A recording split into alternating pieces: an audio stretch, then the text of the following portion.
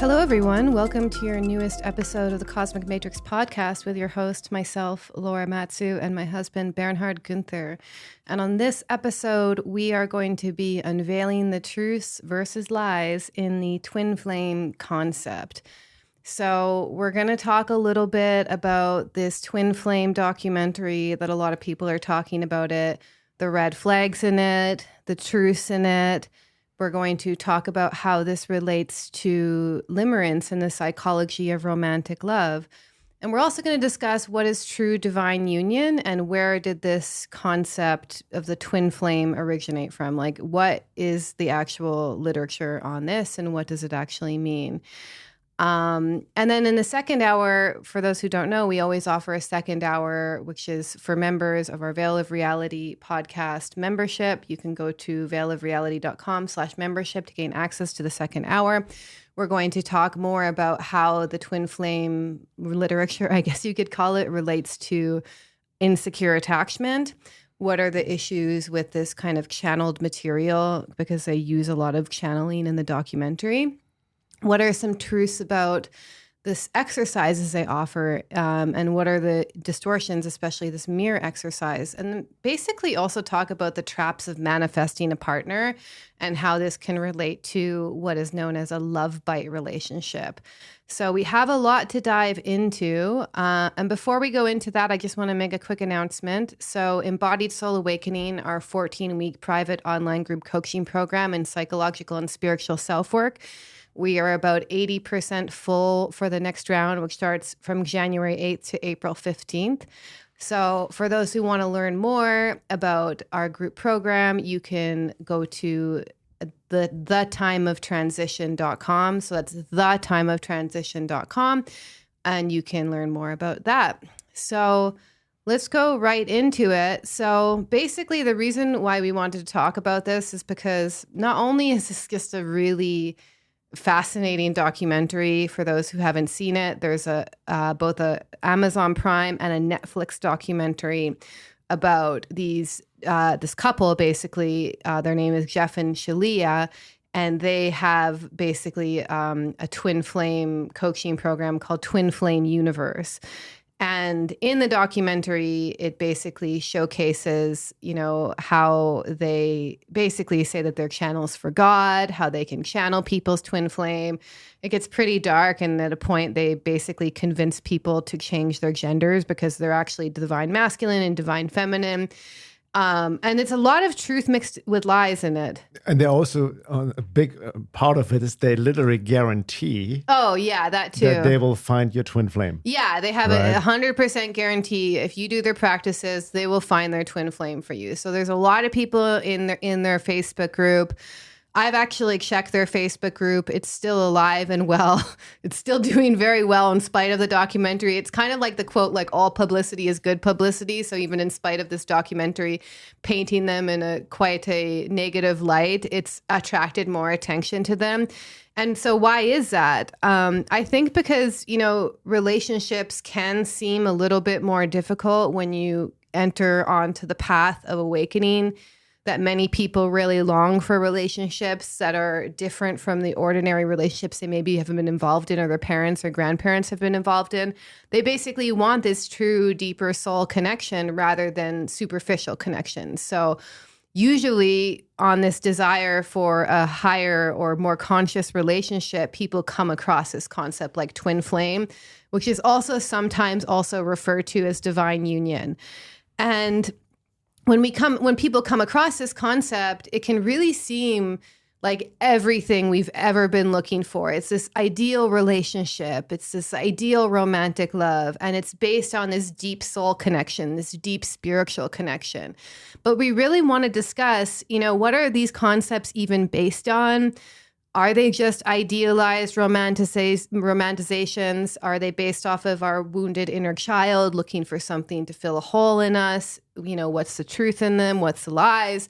So really in this podcast, we're going to debunk the lies that we see in what's being called these twin flame relationships, along with exploring the truths behind this concept, because we don't throw out the baby with the bathwater And we also, Bernhard's written articles about this. He shared literature on his website about this.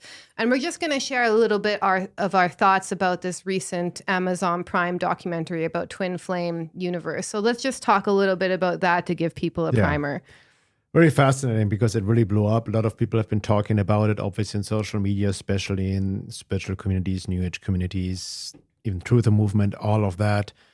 What's the title again? So people who haven't seen it. One of them is Escaping Twin Flames, and then the other one is that's the one on Netflix, and then the one is called Desperately Seeking Soulmate. But if you search if you have Amazon Prime, by the way, you can have free access to the second one, so you don't need to sign up for Netflix for the Amazon Prime one, so you can watch it for free if you're curious. But I also have to say, like a word of caution, because I had nightmares after watching it. You had weird dreams. Yes, I did. And when I shared it on Instagram, several people were like, I had very weird dreams after it. Like I'm talking about like 6 to 10 people replied and said they had very creepy dreams. Yeah, let's talk. I mean, you did your diligent research. You have watched both, right? The Amazon and the Netflix version. Yeah. And there have been also articles written, even like mainstream articles, Vanity Fair, Vice. Yeah, it's like leftist, progressive, whatever. But really highlighting the pathology of it all. And I watched it yesterday, last night, just for research purposes. Kind of honestly had to force myself through it because for me, and I want to approach it more objectively, but I'm just fascinated how people, especially women, I think that 90% of the twin flame universe members are women. Yeah. How they fall for something obvious scammy like this. Not only obvious scam, but the first 3 minutes I started watching it and just tuning into the main character, Jeff, right? Who's more the leading role, more than even his quote unquote twin flame. What's her name? Sheila. Yeah.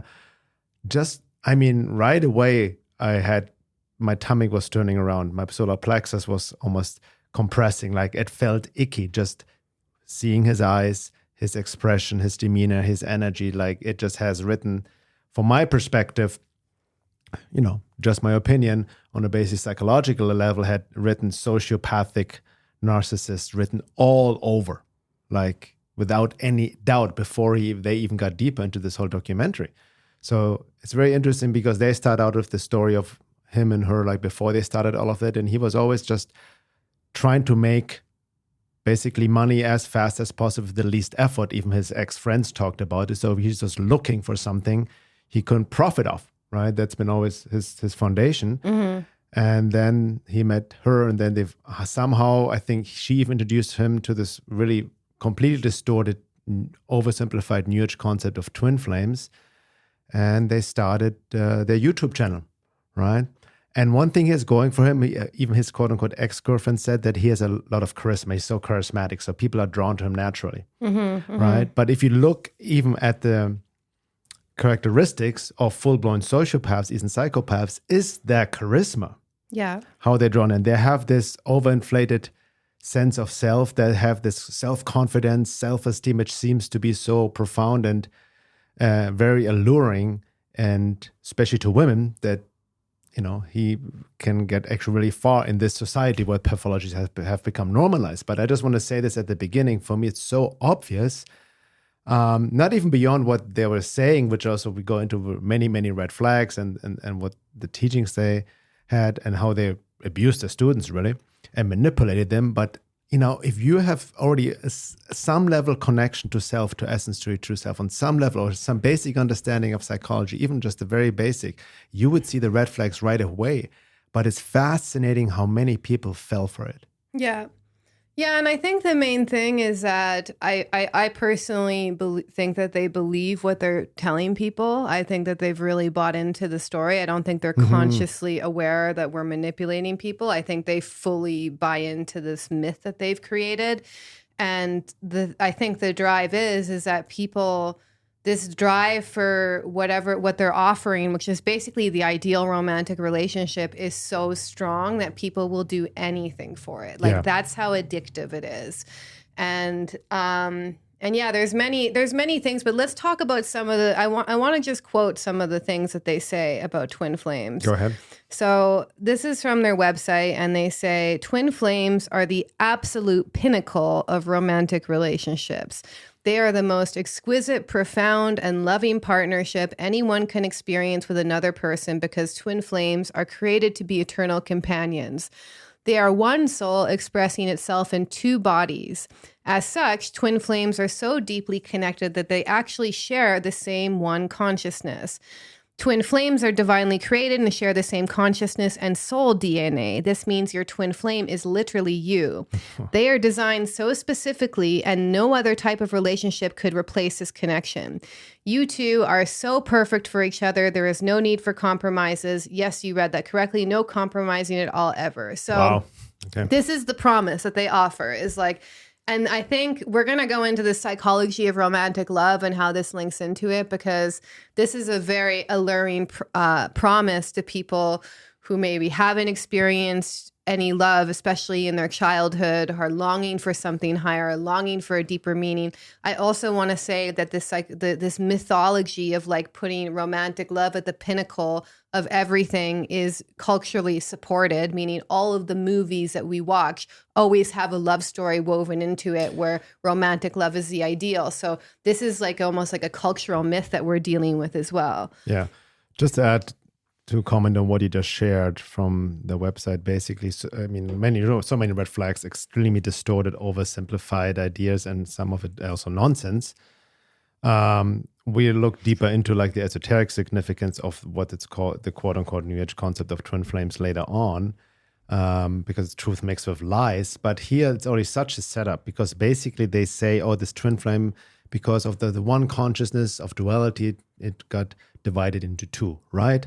So what they're also setting up, especially people who have no understanding really of deeper psycho-spiritual work and are, like you said, very young, wounded, alone, yearning, right?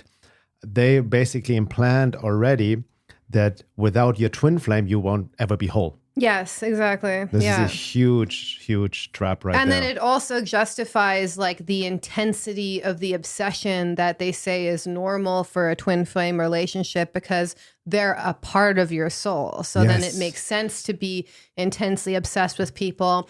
And even in the... they say this means, sorry, real quick, this means your twin flame is literally you. Exactly. Wow. And even in the documentary, they encourage people to pursue people...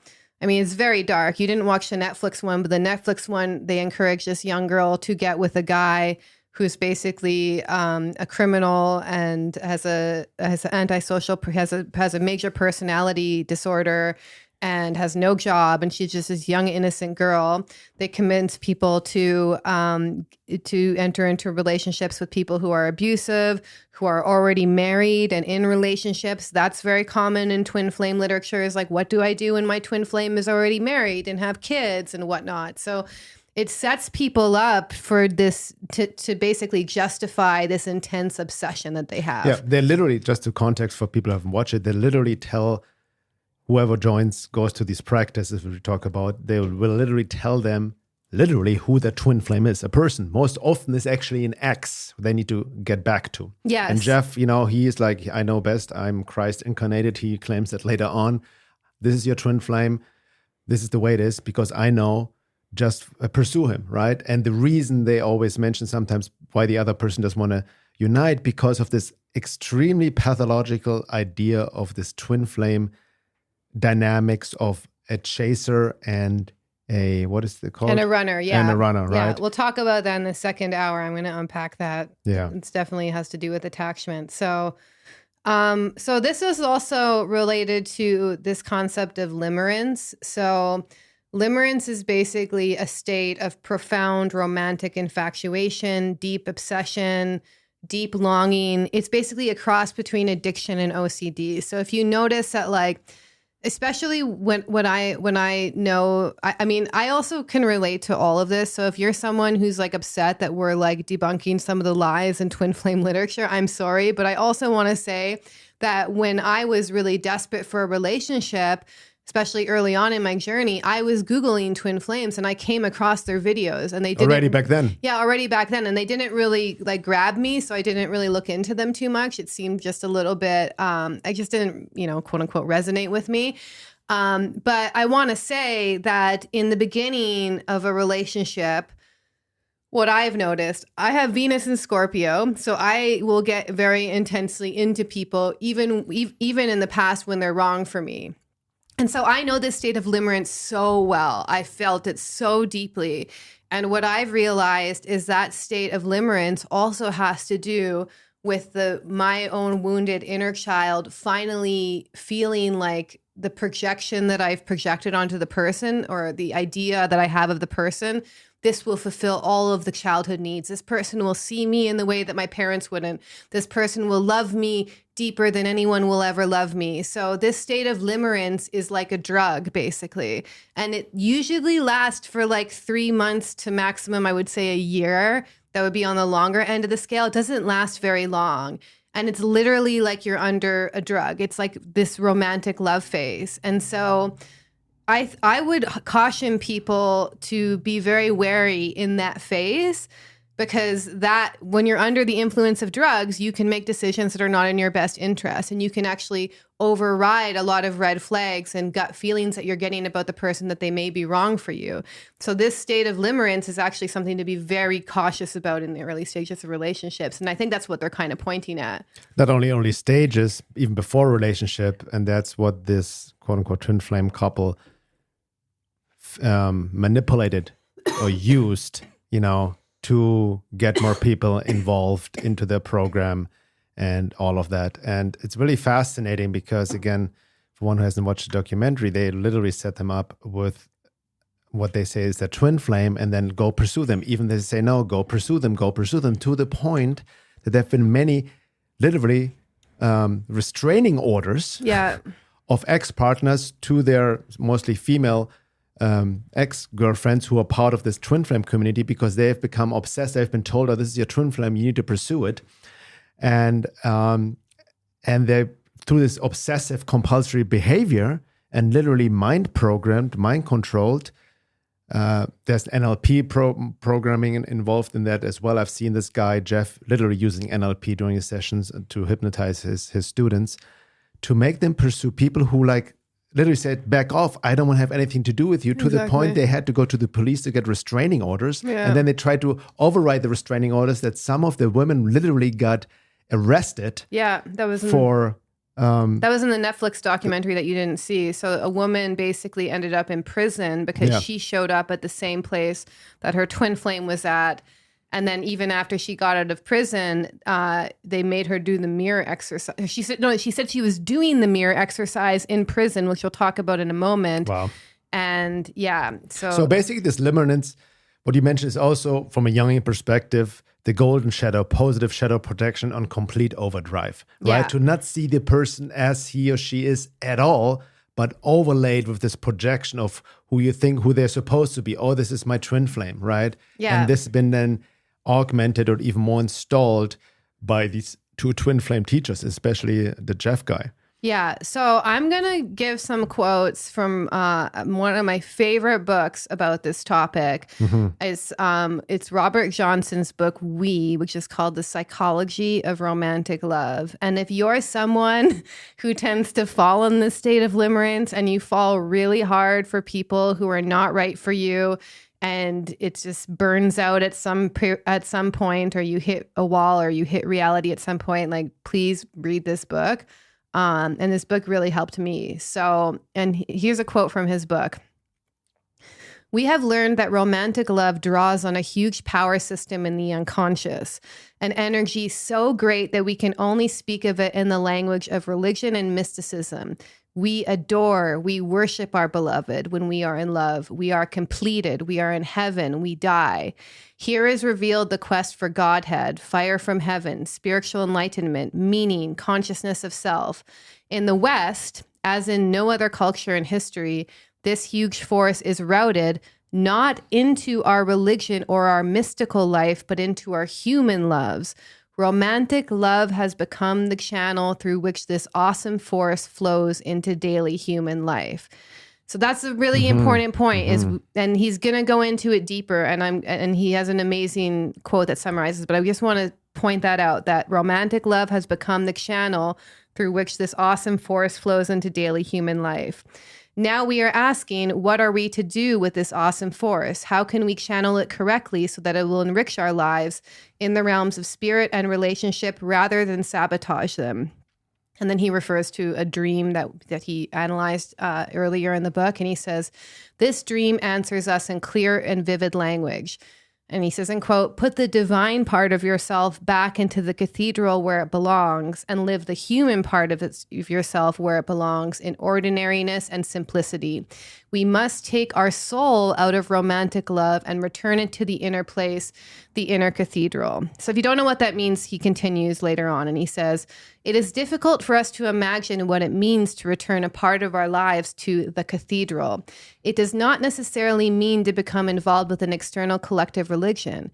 It does mean to differentiate between what belongs in our external lives and what belongs to our inner self. It means to take something that we have been trying to live through our external relationships and live it instead in a private, quiet inner place, a place that only exists on the level of spirit. So what he's basically saying is that we have to take these projections out of romantic love and put it back into our connection with God where it belongs, which is interestingly some of the teachings that they teach in this. They're like, oh, it's all about your relationship with God. But they have have a caveat, and I'm going to quote one more thing from him. They have a caveat that your relationship with God, you just need to strengthen that to manifest your twin flame. Oh. There's the addition, it's not about that in itself. It's not about separating the two. Can I say something to that real quick? Yes. You have to understand, now I realize too, when I first said, I can't believe how people fall for that because I just see through both of them so easily. But I can see how, because a lot of the people who fell for it are very, naive, wounded young women. And some of them may be a bit older, but most of them extremely young, even some teenagers who go for it. There's a range, I would say. But it's still very naive, that not understanding any spiritual concepts or psychologically at all whatsoever, falling easily for the new age because of what we just said, their own wounding, unconscious stuff, looking for happiness, fulfillment outside, mistaking romance for love too. This is another big topic. But it's when I watch a documentary, you're right. Some of them, what they say, they mix. They take all kinds of different concepts, and every once in a while there's some truth in it. Yeah. In what they say, but it's highly distorted, manipulated. So on some level, it does resonate with something true within a person, even only unconsciously, and that's what drives them in. Exactly. Right? Exactly. But the devil, as always, is in the details. Yeah, and then it's always like, do this and this and this to manifest your ideal partner. It always ends into your ideal partner, your ideal love relationship. So I'm just going to finish off this quote. And so basically, he starts talking about the anima. So the anima is the soul in man, and the animus is the spirit in woman. So it's like the animus is the inner masculine in a woman. The anima is the inner feminine in a man. You can think of like that. And so he starts to talk about the anima. And he says to return the anima, which again is the inner feminine or the soul in the man, to the basilica is a sacrificial act. So he's return the soul back into the cathedral is a sacrificial act, is what he's saying. All men have the option of trying to live anima through other people. So men live their soul through the woman. Women live their soul through the man. That's the projection that happens in relationships. And he says to give up that attempt takes a conscious act of sacrifice. One must sacrifice a whole level of existence in order to move on to another. From the ego's viewpoint, it looks like death. To give up living anima by projection means to pull most of the artificial intensity out of relationships. It means that things will seem quieter and less exciting. To put his soul in the cathedral and stop trying to live it through a woman means the man removes an entire dimension of his life from his human relationship and establishes it elsewhere, on another level of himself, a level that he can't live outwardly, that he must live by himself. To his ego, it feels as though he is impoverishing his human relationship or cheating himself. At first, he feels that half the thrills, excitement, fun, and intensity is taken out of human relationship. With time, he learns that his soul life never really belonged there and that his human relationship is actually thriving better without it. But for a time, it feels dismal. Wow, that's very profound. Yeah. Can I comment on that? Yes. Very interesting, because that also blows everything out of the water in the sense. Even these, on a side note, I want to talk about this later, these popular polarity teachings as well, which is also based on polarization, friction, and more passion and all of that. And even what these twin flame couple promises, have more romance, more passion in your life, even hot sex and all of that. That has nothing to do actually with a true divine union. Yeah. A true divine union on a high level transcends the lower aspects of even sexual expression or just emotional love and passion and all of that, what we've been conditioned with, and think of the ultimate love connection, all the romantic films and all of that. And I'll talk about this later from Sri Aurobindo's integral yoga perspective, the 3 different levels of relationship between man and woman. And what he's the more consensus type of relationship is actually also this twin flame couple mixes in with some spiritual stuff, is actually 99% of relationships in the world. And people want that passion, right? Yeah. But he makes a very fascinating point that your true soul being on a higher level, divine union, is not into that, what he calls it? Artificial intensity? Artificial intensity, this constant passion and love and sexual friction and just what people want, almost out of their own boredom to find some sort of excitement through the other person. Yeah, because they're trying to live their soul life through other people, and it is a sacrifice. It does feel like death, There's a famous quote too. What is it like, the Buddhists say that when you meet the one, your heart won't flutter, your stomach won't get in knots, it will be very peaceful. Do you remember that quote? Yeah, well, also Gurdjieff talked about this itself. If you find the one, that's really a true union high level, there won't be this romantic projection. There won't be this emotional high, no butterflies in the tummy. There won't be this exciting sexual attraction and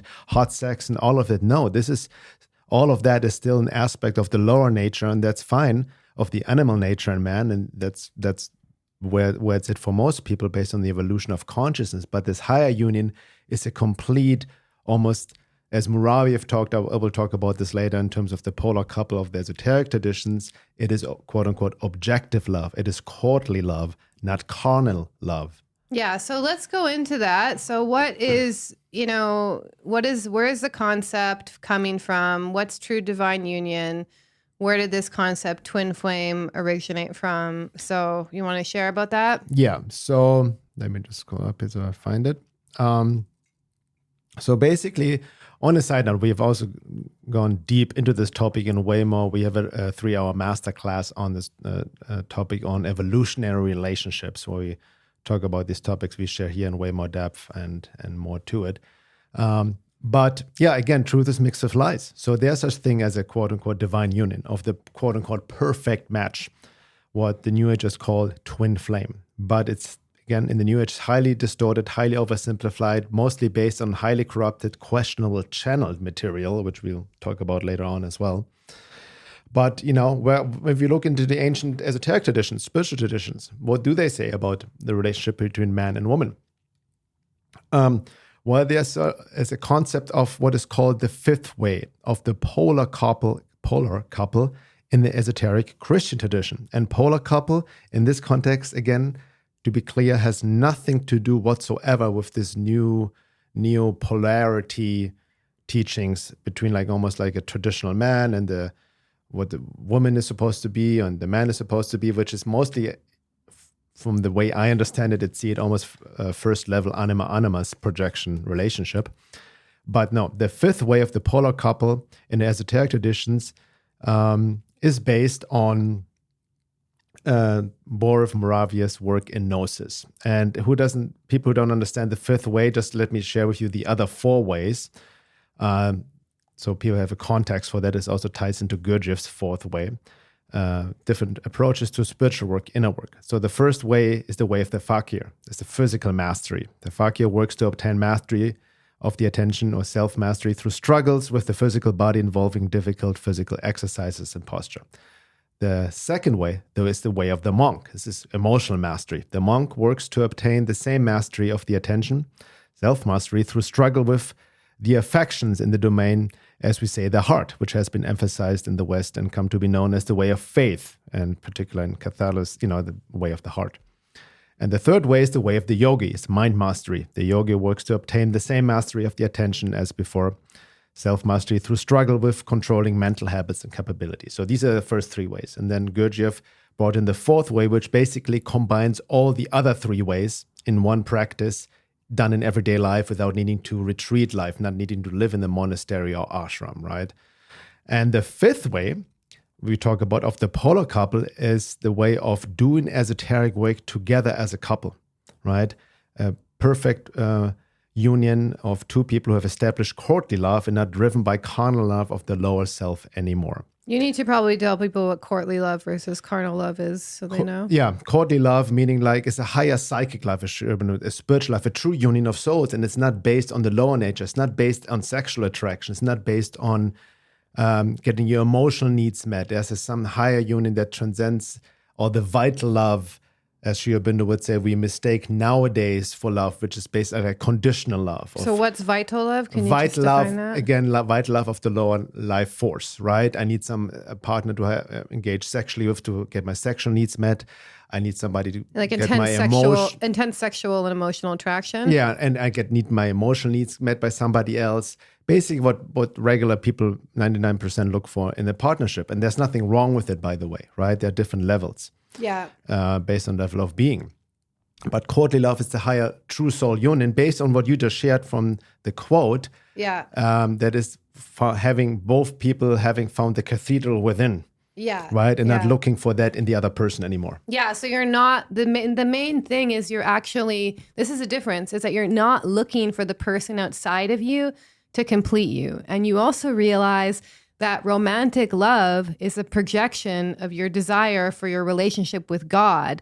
And that's it. It's not that when you have a relationship with God, it leads you to the ultimate romantic love, like the twin flames allude to. That's what they say. That's how they distort it. They say, build a relationship with God. God wants you to have your twin flame. When you build a relationship with God, then you find your twin flame. No, it's that we have put our deep desire for a relationship with God into romantic love, and we need to take it out of it. That's it. And then when you take it out of it and you find that fulfillment with God within, maybe you find a perfect partner, maybe you don't. Maybe you just find a partner who you get along with. Like, that's the whole thing, is like relationships are a karmic mystery for many people. Sometimes you find the love of your life. Sometimes you just want to be alone too. The ideal of romantic love isn't also the point of all of existence either. I just want to point that out, is that some people just want to be on their own in this lifetime, want to just have companionship, friends, family. That's fine. So let's just unpack some of these, basically these ways that you talked about and how that could show up in relationships. So this physical mastery, it's, as you read, you said the fakir works to obtain mastery of attention through struggles with controlling the physical body, difficult physical exercises and postures. So I'm curious, like, how would that show up in relationship? Well, first of all, it's really understanding in general. This is also what we talk about, the fourfold approach of holistic self-work, even in our Embodied Soul Awakening program. It's just doing all the work on all levels, all dimensions, the physical dimension, the emotional dimension, the intellectual mind dimension, and then the spiritual dimension, bringing it all together. So physical mastery, in that sense, this is the old way of saying it, right? I got the definitions from the ancient way of the fakir, right? Which you see in Indian tradition as well, like the traditional guy sitting on the nail bed and all of that and pushing his physical body, right? Ultimately, it was not to identify with the body and through that realize the self, the soul beyond the body. But ultimately, in modern day life, as Gurdjieff's work started, is we need to bring this work into modern day life, in everyday life. We cannot just escape life. And physical mastery in this context nowadays means also basically taking care of your physical body to be healthy, right? And all of that, to engage in embodiment practices somatically, understand the really how your body operates in an optimum healthy level.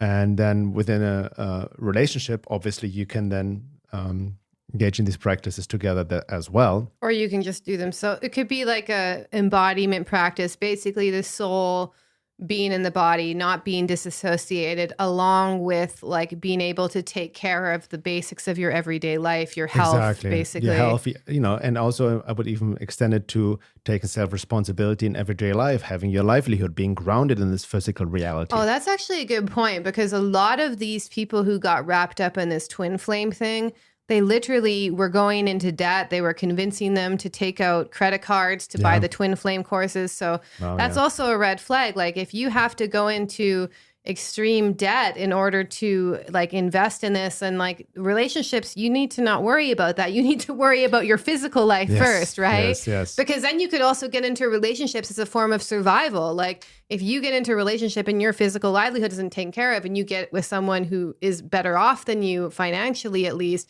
then it creates an automatic dependency as well. Yeah, exactly. Okay, so I get it. So then the way of the monk, emotional mastery. Let's work on the emotional center, right? Yeah, this is a big one, heart. obviously.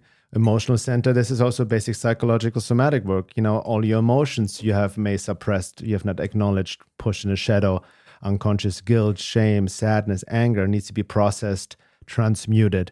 And obviously that will even come up more in relationship. Hence, by the way, from the esoteric tradition, the fifth way of doing esoteric work, this inner work together as a polar couple who are the perfect match, will actually accelerate the esoteric evolution of both. Mm-hmm. As you can see, in a relationship, more stuff comes up naturally, and that can be used as fuel for the fire of transmutation. Yeah.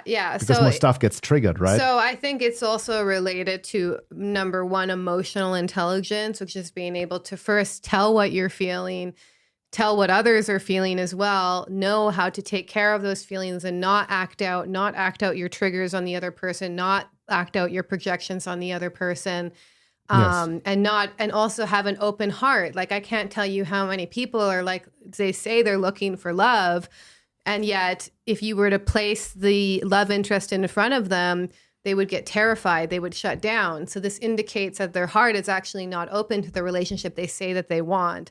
So this heart opening, I think, is really key. And then also, I wouldn't say controlling the affections, but just having like intelligence around your emotions. So like, do you know when you're angry, when you're sad, when you're fearful? What do you do when you're angry? Do you lash out at someone? When you're sad, do you also lash out at someone?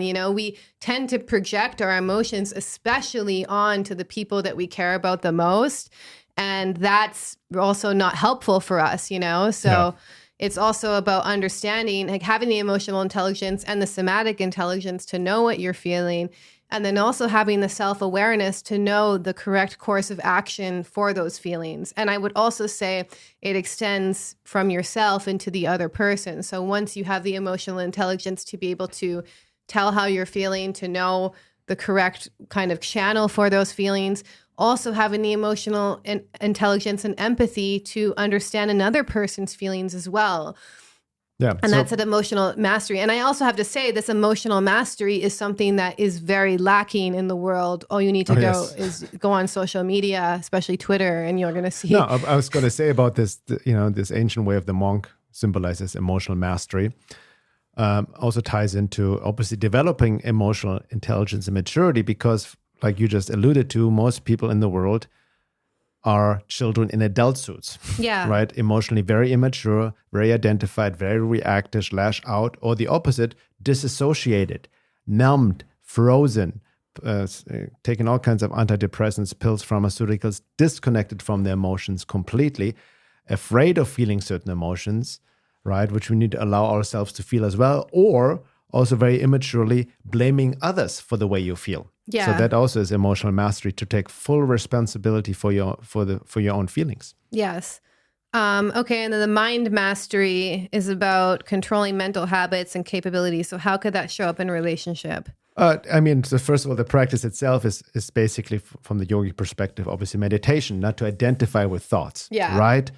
And all of that having more the internal observer witness established.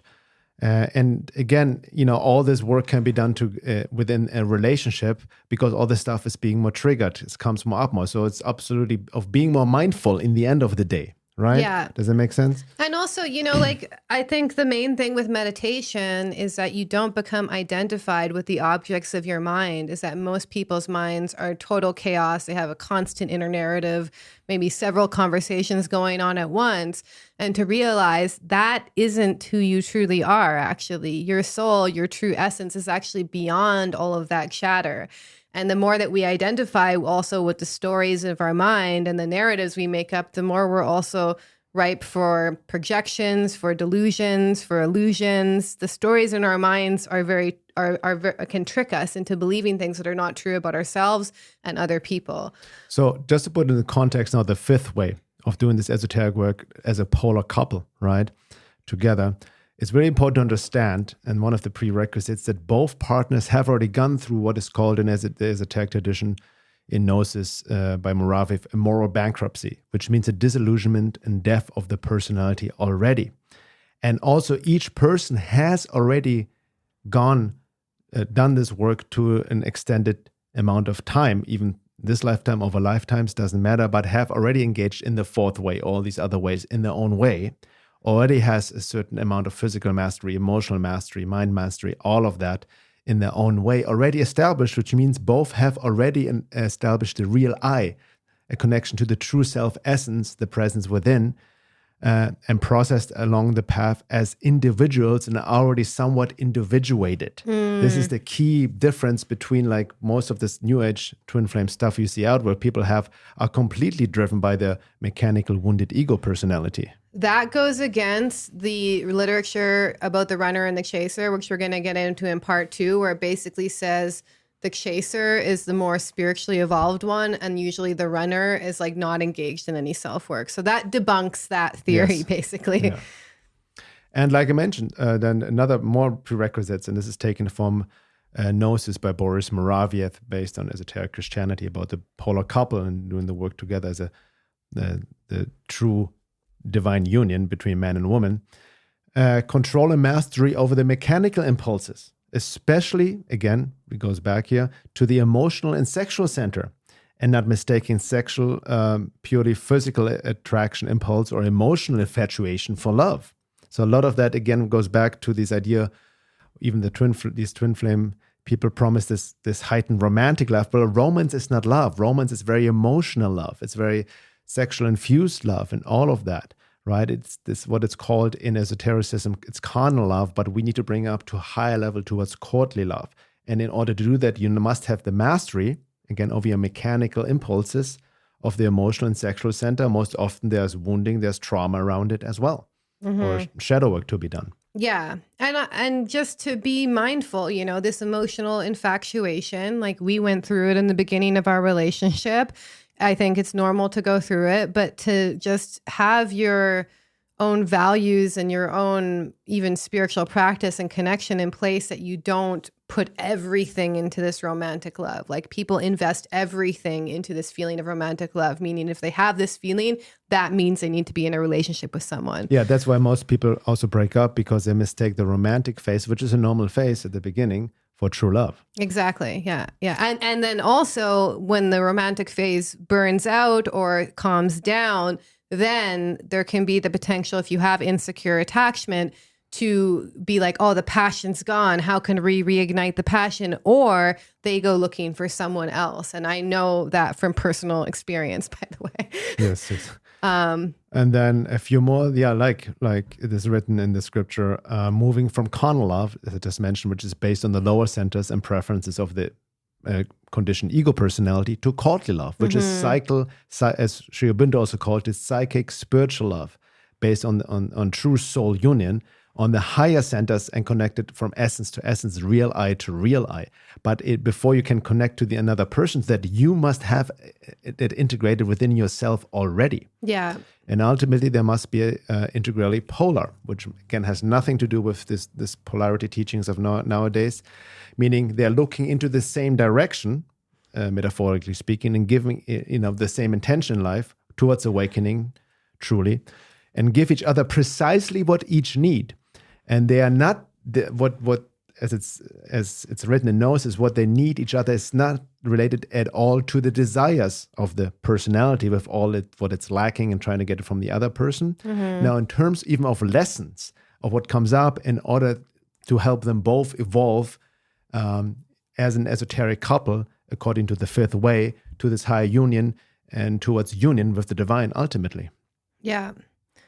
Yeah. So basically, to summarize, it's kind of, this is where they also mix in truth with lies and the twin flame stuff, because they're always like, do your inner work, and your twin flame will find you. Yeah. But I think the point is just to engage in inner work if that is a calling for your soul, period. And then not do it as a way of just thinking that you can attract a twin flame from it. Because to say that is the trick, I think, is to say, do all this inner work and then you'll get your twin flame. Is like, are you doing it for the sake of your own soul, for the sake of your own spiritual connection? Are you doing it as a bargain? Because you can see the truth mixed with lies in it, that they're pointing at something really important, but then they say, but this will lead you to your twin flame. So, that reminds me of the biggest difference between like already trying to look for your twin flame or getting into sketchy scams like this one. They promise you they will find a twin flame for you. No, if you truly walk the path, first do the work on your own, sincerely seeking truth, awakening, seeking union with the divine, engaging in the fourfold approach and all the fourth way of psycho-spiritual inner work, naturally you will be guided to and attract your quote-unquote polar opposite naturally without needing to look for it. And at the same time, you don't actually have the desperation to look for that partner. That's a big red flag. The key thing. As long as you have this fantasy of the ideal partner and yearn to find him or her, this desperation, you're not connected to essence. You're not connected to self. You will set yourself up for failure, even possibly a dark side of Cupid love bite relationship, which we talk about later in the second hour. Or as Muraviev talked here in Gnosis, about the seeker overestimating him or herself, he writes, the greatest error in the esoteric domain, which, as in all the others, leads to failure, is to embark on an enterprise which is above a man's capacity, or a woman's. The esoteric traditions warns about this very exactly. The overestimation of his strength is a classic snare that the general law lays for us. The general law is the esoteric concept or word for the matrix forces. That's where we're being trapped. And he continues, and many people of entirely good faith get caught in and fall off the both, and while believing to fall off the path, while believing to be on it, the greatest deceptions of all.